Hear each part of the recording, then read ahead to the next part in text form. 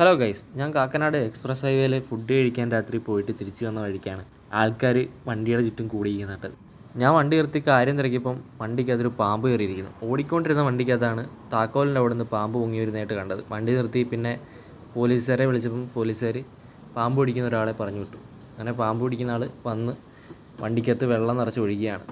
അപ്പോൾ പാമ്പ് ഇറങ്ങി വരുന്നുള്ള രീതിയിൽ വെള്ളം ഒഴിക്കുകയായിരുന്നു.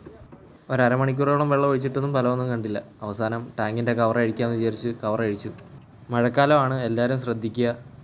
വണ്ടിയും ഹെൽമറ്റും എല്ലാം ചെക്ക് ചെയ്തിട്ട് വേണം എല്ലാവരും കയറി പോകാനായിട്ടൊക്കെ. ടാങ്കിൻ്റെ ഇടയിൽ കയറി ചുരുണ്ടിരിക്കുക എന്ന് അപ്പോഴേ മനസ്സിലായി. അതാണ് ടാങ്ക് അഴിക്കുന്നത്. ടാങ്ക് അഴിച്ച് കഴിഞ്ഞപ്പം കറക്റ്റ് അതിനിടയ്ക്ക് തന്നെ ഇരിപ്പുണ്ടായിരുന്നു. ഒരു മലമ്പാമ്പിൻ്റെ കുഞ്ഞായിരുന്നു അതിനകത്ത് കയറിയിരുന്നത്.